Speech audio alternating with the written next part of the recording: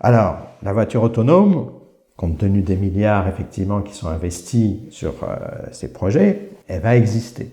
Est-ce qu'on peut faire dépendre une politique de mobilité d'une politique industrielle? C'est un vrai sujet politique. Moi, j'aurais tendance à dire que non. Mais si on dit oui, c'est un peu ce que la loi sur la mobilité laisse entendre, d'une certaine façon. Alors effectivement, la bonne question, mais j'aurais préféré qu'il y en ait d'autres préalablement, la bonne question devient, qu'est-ce qu'on peut faire d'intéressant avec la voiture autonome? À mon avis, pas tant de choses que ça. Ce qu'on peut y faire d'intéressant, c'est probablement la meilleure idée, c'est de faire du transport semi-collectif. Alors la voiture autonome, elle est extrêmement intéressante dès lors qu'elle est partagée. Après, est-ce que ces voitures seront toutes partagées avec un abandon de la propriété pour un usage, on va dire, collectif de la voiture ou pas? Ça se heurte quand même à beaucoup de choses dans l'usage de la voiture qui est considérée comme une liberté, et les mentalités évolueront certainement plus lentement que la technique. Le véhicule autonome, considérons qu'il existe, qu'on est dans le futur et que oui, il y en a partout. À partir de là, ce serait parfait parce qu'il n'y aurait plus de problème de congestion peut-être, parce qu'il serait plus sûr, etc., etc. Sauf que la vraie difficulté, c'est qu'aujourd'hui, le véhicule autonome, on le pense efficace seulement s'il est partagé. C'est comme ça qu'il est pensé par tout le monde. Il faudra qu'il soit partagé, sinon ce serait comme des véhicules individuels. La vraie difficulté et le vrai enjeu, c'est de pas seulement le penser comme un mode qui remplacera les transports collectifs. Parce que, comme tous les modes de transport partagés aujourd'hui, ils ne s'accompagnent pas d'une mobilité collective. Les modes partagés répondent avant tout à une demande de plus en plus individualiste. On partage pour soi. Et donc le véhicule autonome partagé, il sera aussi dans un rapport individuel et pas tant collectif. Donc il aura certainement sa place, mais de la même manière que les VTC ou que l'autopartage, tous ces nouveaux modes qui arrivent, ça ne remplacera certainement pas les transports collectifs. Le véhicule autonome, même partagé, sera un complément à côté d'une offre massive qui répondra à une demande de masse, comme son nom l'indique, qui sont les transports collectifs structurants. Je dirais la plupart des gens qui, comme moi, pensent que l'automobile a un avenir, pensent qu'elle a un avenir dans la mesure où ça se conjuguera avec les véhicules connectés.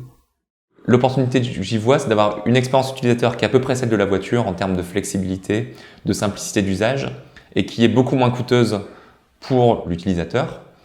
Donc je pense que ça peut se substituer très massivement à la voiture individuelle autosoliste, ce qu'on n'arrive pas beaucoup à faire aujourd'hui avec les transports collectifs, avec le covoiturage, qui sont quand même limités à des cas assez minoritaires. L'opportunité bien sûr pour la puissance publique, c'est de mutualiser, donc de diminuer le nombre de véhicules en circulation.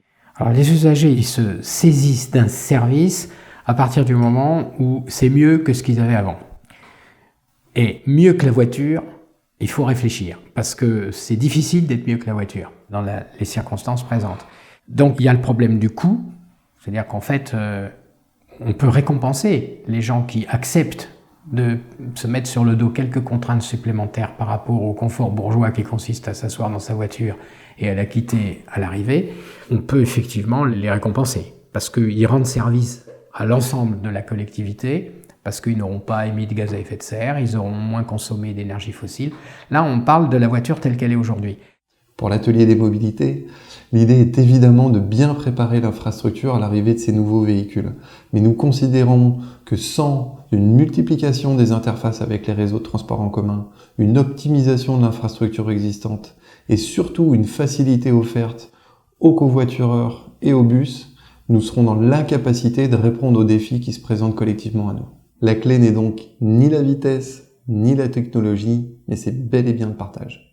Quand on parle du véhicule autonome, on a tendance à beaucoup parler de l'objet technologique, mais on parle assez peu du cadre de relations sociales qu'il implique. Si on réfléchit à des véhicules autonomes qui circuleraient sur les autoroutes d'Île-de-France et qui pourraient être utilisés par différents usagers, soit successivement, soit en même temps, finalement, on pense à une situation où plusieurs utilisateurs du service se retrouvent dans un même véhicule clos, avec des inconnus, sans chauffeur, donc sans maître des lieux. Ce qui peut être une situation stressante ou voire insécurisante. Ça nous rappelle finalement à des situations de transport qu'on connaît aujourd'hui, le covoiturage, et on sait dans plusieurs études du covoiturage que la relation sociale, l'impératif de conversation sont vécus comme des freins à l'usage de ce service, ou alors les services de type Uber Pool, où là le partage peut être plus facilement accepté par la présence d'un chauffeur professionnel qui est là pour assurer le bon ordre dans son véhicule. Donc finalement, ce service de véhicule autonome partagé, universel, que beaucoup appellent de leur vœu, est-ce qu'il est vraiment désiré, recherché par les utilisateurs? La question, c'est, en entrant dans le véhicule, est-ce que j'ai confiance, est-ce que j'ai pas confiance? Si on admet que la question n'est pas celle de la technologie, mais celle de ce qui se passe dans le véhicule, comment on instaure la confiance? La confiance, ça passe par la propreté, ça passe par des choses comme ça. Et donc, on est ramené à des questions qui sont pas hyper sophistiquées, mais qui sont extrêmement importantes. Je pense qu'on ne peut pas se contenter de dire s'il y a du partage entre gens qui se connaissent pas, ça se passera nécessairement bien. C'est pas sûr. Donc là, il y a toute une réflexion à avoir autour du rapport entre partage et convivialité. Le contrôleur, l'équipe de contrôle n'est pas seulement là pour aller chercher les délinquants, entre guillemets, mais elle est là comme maître des lieux pour aussi régler des problèmes. C'est-à-dire qu'on disait aux contrôleurs qu'il fallait aussi qu'ils aident les vieilles dames. Et donc, là, on va avoir, dans un contexte complètement différent, des problèmes un peu du même type. C'est-à-dire comment est-ce que on va contribuer à organiser la convivialité? Parce que d'une certaine manière, la convivialité, ça s'organise quand même un peu. Quand vous êtes dans un transport public, vous êtes dans une ambiance d'espace public. Ce sont des codes de civilité qu'on connaît tous. Quand vous êtes dans votre voiture personnelle solo, vous êtes chez vous. Le véhicule partagé, un peu généraliste, c'est moins simple. On est plus proche, il y a quelque chose qui est de l'ordre d'un mélange de l'intime et du public qui est à construire. Et je prends souvent l'exemple d'un système de taxi partagé où vous êtes une jeune femme, vous êtes dans le taxi, arrivent deux gros malabars, ils ont comme par hasard le projet de descendre au même endroit que vous.